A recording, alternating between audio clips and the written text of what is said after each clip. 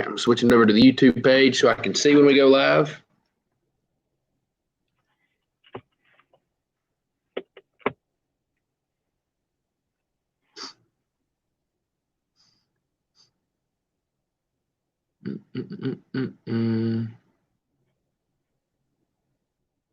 We're good. All right, we are good to go. What is going on, everybody? Welcome into NASCAR by the Numbers. You got your boy Will with NASCAR Opinion and your other guy Armany over there sitting with I gotta say it, the smooth Homestead Miami cap. I dig the cap. It's smooth, it's clean. You gotta have a nice one like that. Get ready for Atlanta. We still got 2.5 hours. These 3:30 starts are a little out there, but you know it is what it is. At least we get some racing. Can't complain too much. So for one, Armany, how's it going? It's been hot in South Carolina this week. What is Florida feeling like right now? It's either 100 degrees or it's like pouring down, ready for a tornado to show up. So typical South Florida weather. There you go. It finally started hitting in the 90s this week here. So it's been hot. I mean, it's not too bad because I pretty much work inside most of the day, but you definitely notice the temperature has picked up a little bit. So, you know, obviously last week we had a really good race. I kept on harping on how good last week's race at Bristol was. So first we wanted to start off by talking a little bit of that. So did you I know you were working. Did you get to see any part of the race live? Yeah, I got to saw. Oh, shit. Okay, we're going to change for Armany. Yeah, we might change the camera angle a little bit. It's got a notification my phone's overheating. So yeah, we're just going to do this. We're going to do this right in front of the AC. There we go. I saw the last 100 laps of Bristol, and it was a pretty good race, I'll admit. I mean, I knew once Keselowski got to fourth on the final restart, I knew Chase was gonna have a very hard time passing him.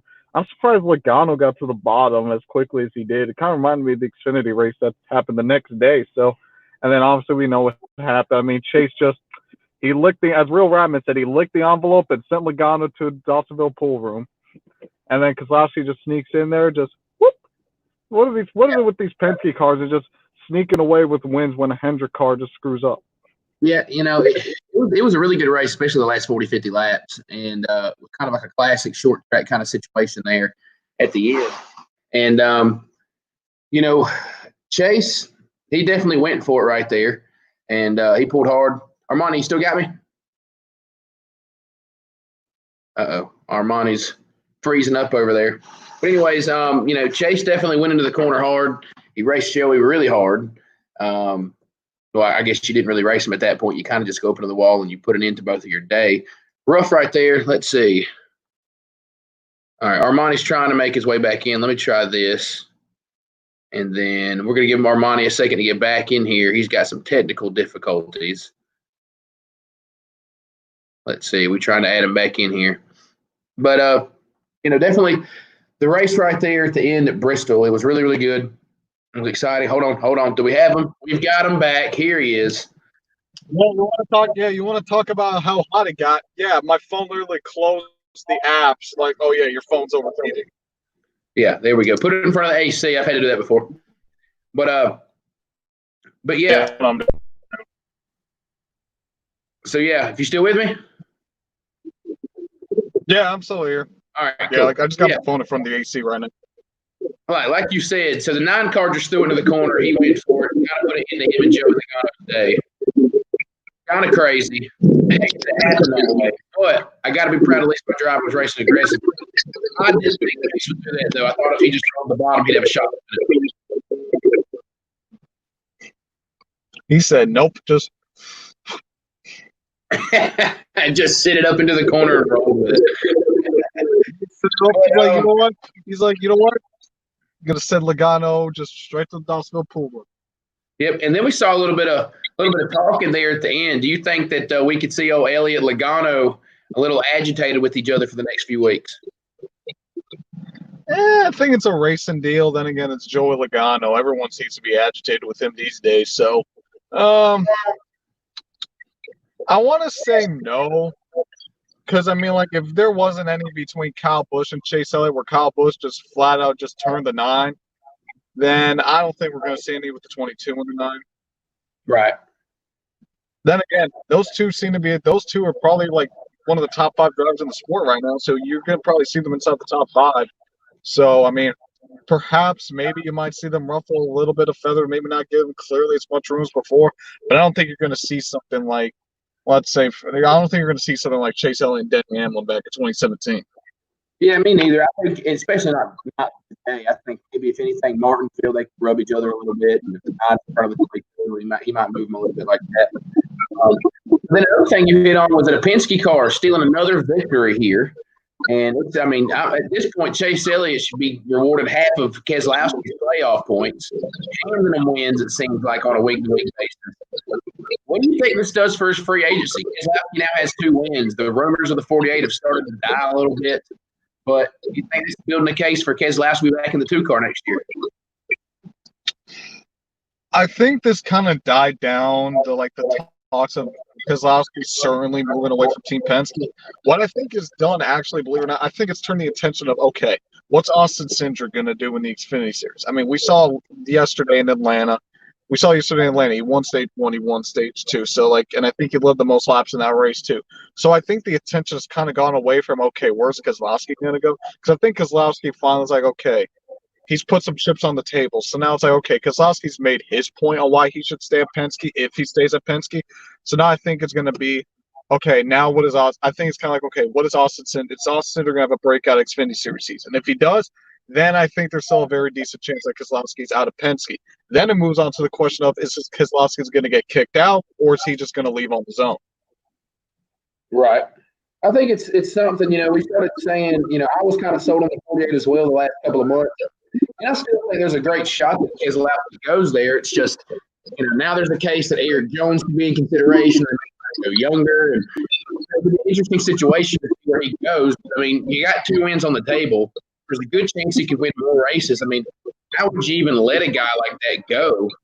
You've got to have a lot of guts to think that Austin Cindric is going to be Brad Keselowski all of a sudden. All right. And anything else in the Atlanta week? I mean, I know Noah Gragson won. Like I said, we talked about it. Yeah. Noah won. Aggressive move. Yeah, Noah, my boy, won. Aggressive move with him and Allmendinger that took Allmendinger out of it. So he's going to have to learn. He took Allgaier out of it. That was the perfect Noah Gragson scenario. He's talented. He can win a race, but he's raw. And there's things he still does that he can't do that at the Cup level. And so that will be one of them. You can't just take out a teammate like that. Even though I'm all for racing hard. I'd rather drive a race hard than settle for second. I'm cool with it. But those are certain things he's going to have to adjust to moving forward. But yeah, that was really it for the Bristol week. Now we kind of shift to Atlanta. I didn't get to watch any of the races yesterday because I was selling stuff in the mornings at the market, and then I went to the dirt track, obviously, I work at. So I was pretty much booked all day long for the most part. I had a couple hours in between, but I took a little bit of a nap.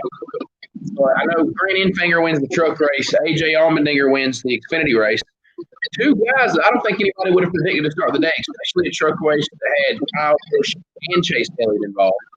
And obviously the Xfinity Series is always a week of a group of heavy hitters every week. Yeah, I forgot what happened in the truck races and things like Austin Hill was leading and Kyle Busch won both stages. But then he hit the wall.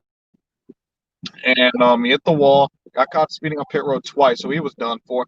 And then Austin Hill was looking like he was going to grab the win with, I believe it was like 3 or 2 laps to go. And then Chase Elliott spun with 2 laps to go. Chase Elliott, throwback to the Coke 600 lap this year. But yeah, spun that setup for, I believe it was a green-white checkered. Then Grant Enfinger, he just got by Austin Hill, and then Austin Hill finishes second. Grant Enfinger seals another win. This is, I believe, Grant Enfinger's first season in his truck series career where he's had multiple wins. Did he win Daytona? He won in 2016 at Talladega. I think he was driving for GMS. 2017, his rookie season, he went winless. 2018, he won in Las Vegas. Last year, he went winless, and then this year, he's won Daytona and obviously Atlanta. That's what it was. I couldn't remember if he won Daytona. It's been so long since Daytona. I didn't remember he'd won it. Yeah, dude, I've told people if Grant Enfinger was 10 years younger, he would be one of the biggest prospects in NASCAR. he's a really good race car driver. He's very consistent. He competes for wins. People will be chomping to get to happen. Oh, he's too old for a lot of teams to make a push for Xfinity or Cup Ride. But Grant's always been a really good driver, and it was cool to see. He had Tim Duggar on the truck, which Tim Duggar's a big NASCAR fan, country music singer, so it was really cool for him. He's got a debut on a new album. And then, to note that, you have AJ Allmendinger go out and win his first ever oval race. So really kind of guys that you just didn't expect to win races. And Allmendinger I was reading Twitter at the dirt track. I said, Allmendinger won I didn't even realize he was running. And then he wins his first oval race. So that was pretty cool. And it makes you think, who could be that guy today if the trend continues? The trend of guys that are talented and could win, but didn't pick. Someone like maybe a Kurt Busch, Kurt Busch can win, but you can't pick Kurt Busch to win the race. Be interested to see if that trend can continue on to Sunday. Yeah, what happened in the Xfinity race was Austin Cindric dominated. Then he lost track position. Then Briscoe dominated for a lot of stage 3. Caution came out about, I believe, like 35, 40 laps to go. The top 3, Cindric, Briscoe, and Allgaier, they all get caught speeding up pit road. And the thing with Cindric was, after the competition caution, he took tires, but no one else did. So he just drove his way through the field. One stage 1 by like 10 seconds. He wins stage 2 by about 4 seconds. But the problem with that one is, when that final caution flew, Cindric had no set of sticker tires where everyone else did. So Cindric had to resort to scuff tires, which had 18 laps on them, where everyone else had sticker tires. So Cindric was pretty much screwed over from the start when he decided to come for that competition caution. Yeah, that'll do it to you. That's what tire strategy is all about. You can't blow it early. And Cindric's a good driver. He's coming into his own. I don't necessarily his racing style can be a little aggressive, a little too aggressive at some point where he gets a little caution to win. But I'm expecting that 22. He's going to win a couple races this year, I think. But really cool to see Allmendinger put on the performance that he did. I know speeding penalties have been huge. I think in both races there's been speeding penalties. So I'm interested to see if the Cup guys have the same problem. Obviously, they're expected to be better, but we've had a guy like Kyle Busch. It seems like Kyle Busch is speeding in every single race that he's been in lately. Kind of going through his Denny Hamlin phase, and it'll be interesting to see if that happens. But obviously, speaking on the Cup race today, we'll get straight into it. It's going to be hot and slick. It's been the first time they've had a summer Atlanta race in a few years. Still not sure with this package if that really is going to spice things up. I've heard it's been rather tame in Atlanta the last couple weeks. Atlanta's been rather tame the last few years. But who do you have today? Who is going to win the T Folds of Honor, I believe, to the 500 at Atlanta? Who's going to take home the checkered flag? Folds of Honor Quick Trip 500. So, yeah, hot and slick. Hotlanta's coming back. Obviously, this race we're going to be running in March. And I believe they said, I think Clint Boyer and Jay McMurray said in the broadcast yesterday, is that these teams, they set up their Atlanta cars for March, where it's going to be a lot cooler. Now it's going to be a lot hotter. It's going to be a lot slicker. So I do think that you're going to see a lot of changes, especially because there's no practice, no qualifying. So I think it's going to come down to a lot of who's going to be the best of the land. So drivers like Harvick, Johnson, Truex, Keselowski, I think those 4, even throw Chase in there, even though Chase hasn't really been that spicy in his home track. I think you're going to see those. I think those 4 are really going to be the class of the field today. However, and my pick is actually is one of those 4. I think Kevin Harvick gets his 3rd win at the 1.5 miler. Kevin Harvick is a hard one to pick against. I mean, the second you go to Atlanta, you start thinking of Kevin Harvick. He's a guy that you really want to pick. And, he's just a safe pick here. He's like picking Kyle Busch at Bristol. If he doesn't do it, you still don't feel dumb because logically it made a lot of sense. My driver is also in that list of people that you discussed. And I really wanted to go with Chase Elliott. I really just have a feeling about starting on the pole. The team's been really, really fast. I think they could do a lot of laps. But Atlanta hasn't been necessarily his best track. He's actually progressively gotten worse every year. He's had a worse and worse finish. There's an average finish of 10.5, though. I know that's different this year. They're a lot stronger. My winner for today is Keselowski. Keselowski is looking to get his 3rd win of the season. Here's the thing. The first 2 wins have kind of almost in a sense been handed to him. Especially the second one at Bristol when Chase bonds out of the corner and takes out Joe Logano as well. Keselowski, this is one of those tracks where Keselowski usually earns a big time victory. Keselowski still has 2 or 3 wins in his pocket that he just, bank on him every year earning 2 or 3 races. Add 2 or 3 races plus a couple of gets. Keselowski is still, I think he can win some races this year. Brad Keselowski is a 4.4 average finish here in the last 5 races. So he's averaged top 5 of the last 5 races, and he's won 2 of the last 3 races of the year, including last year. This package.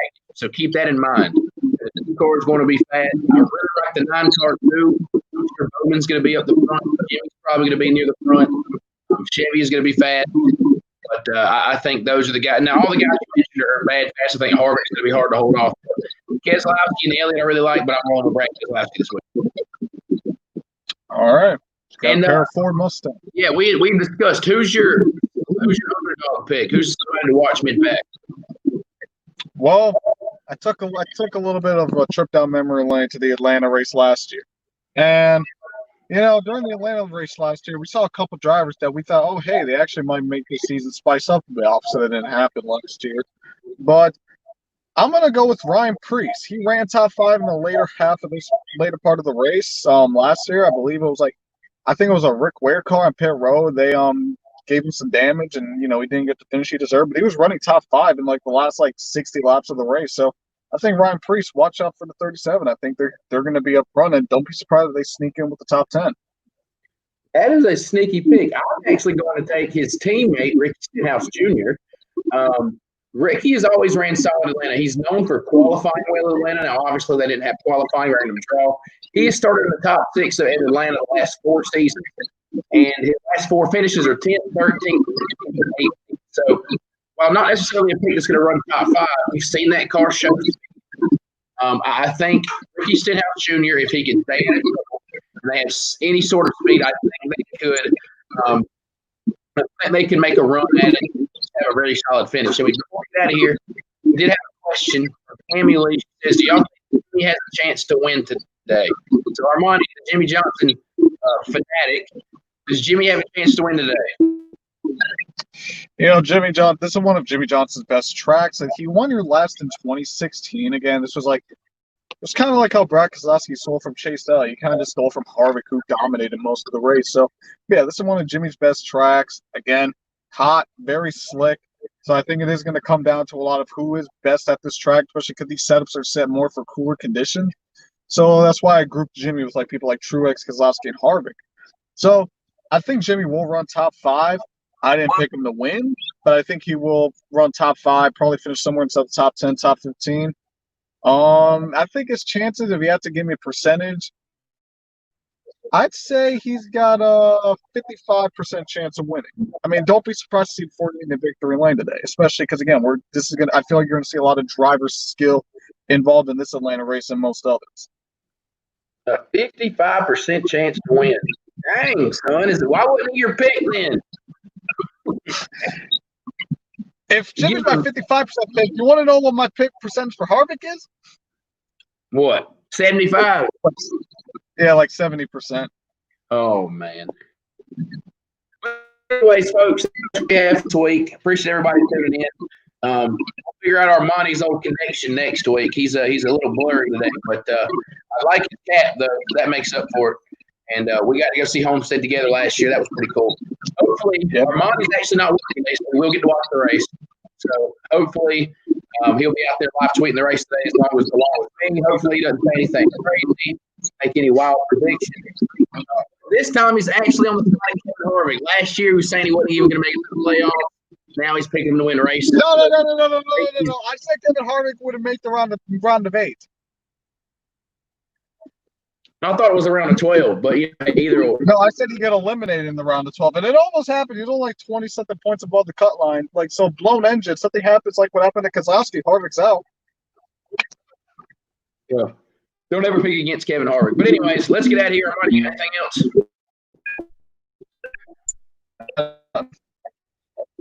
All right. We're rolling. We appreciate y'all listening, tolerating us for the last 20 minutes. Hope y'all enjoy the race. We'll be social on Twitter. Make sure you hit us up. Ask any questions, comments, concerns. See you next time.